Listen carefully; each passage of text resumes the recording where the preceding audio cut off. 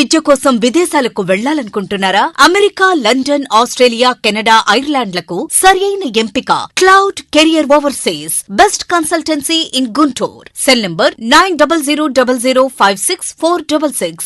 Sir, అమరావతిలో భూసేకరణ మరో కొత్త వ్యవస్థ. నిన్న మనం మాట్లాడాం అమరావతి. అప్పుడే వాస్తవానికి సిఆర్డీఏ సమావేశం కూడా జరుగుతుంది. చంద్రబాబు దానికి హాజరయ్యారు. ఇప్పటికి కూడా భూమి ఇంకో 1800 ఎకరాలు భూసేకరణ పద్ధతుల్లో తీసుకోవాలి. ఇప్పటివరకు భూ సమీకరణ కదా. భూ సమీకరణ అంటే రైతులు ఇవ్వడము, వాళ్ళకు మళ్ళీ దానికి ప్రతిగా వాళ్లకు కమర్షియల్ ప్లాట్స్, రెసిడెన్షియల్ ప్లాట్స్ ఇవ్వటం, ఇదంతా జరిగింది. కానీ ఇంత జరిగినా ఇప్పటికి కూడా అమరావతిలో 1800 ఎకరాలు ఇంకా అవసరం. అవి ఇవ్వడానికి ఆ రైతులు అంటే ఆ భూ యజమానులు సిద్ధంగా లేరు. ఇక్కడ ఒక విషయం దీన్ని బట్టి మనకు స్పష్టమయ్యేది ఏంటంటే అమరావతి చాలా లాభసాటి అంశము, దీనివల్ల మనకేదో చాలా లాభం జరుగుతుంది అన్నది ఇప్పటికి కూడా అక్కడ రైతులు కన్విన్స్ కాలేదు. లేకపోతే వీళ్ళందరూ మేము అప్పుడు ఛాన్స్ మిస్ అయ్యాము, ఇప్పుడు మేము ఇచ్చేస్తామని చాలా ఉత్సాహంగా వచ్చి ఉండాల్సింది కదా, రావడం లేదు.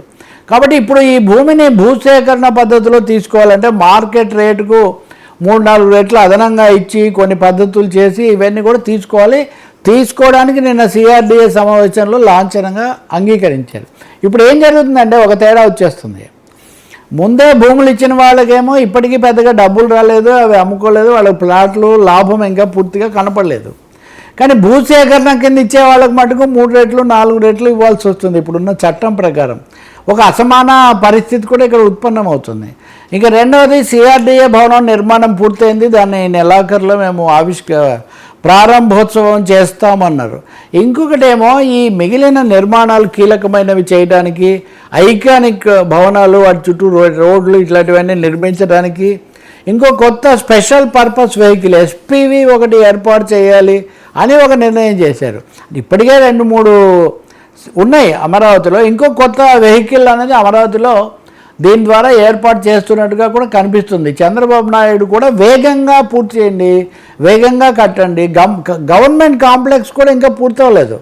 మిగిలిన అమరావతి పరిస్థితి అలా ఉంచి ప్రజలు, సదుపాయాలు, రోడ్లు, ఇవేవి ఫ్లైఓవర్లు ఇట్లాంటివి అలా ఉంచి గవర్నమెంట్ కాంప్లెక్స్ నిర్మాణానికి కూడా ఇప్పుడు పిలవాలని వాళ్ళు నిర్ణయం తీసుకున్నారు. సో వీటన్నిటిని బట్టి చూస్తే సమయం బాగా పట్టేటట్టుగా మటుకు కనిపిస్తుంది. 1-2 సార్లు స్పీడప్ చేయండి అని ముఖ్యమంత్రి చెప్తూ ఉన్నారు. ఆ సిఆర్డీఏ అధికారులేమో ఎప్పటికప్పుడు ఇన్స్ట్రక్షన్స్ తీసుకోవడం జరుగుతుంది, కానీ ఆ వేగం అయితే ఇంకా కనిపించడం లేదు.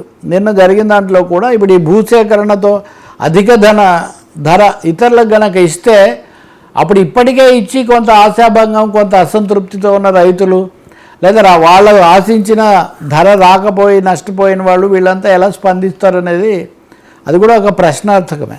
ఉన్నత విద్య కోసం విదేశాలకు వెళ్లాలనుకుంటున్నారా? అమెరికా, లండన్, ఆస్ట్రేలియా, కెనడా, ఐర్లాండ్లకు సరియైన ఎంపిక cloud career overseas. Best consultancy in Guntur. Cell number 9000056466.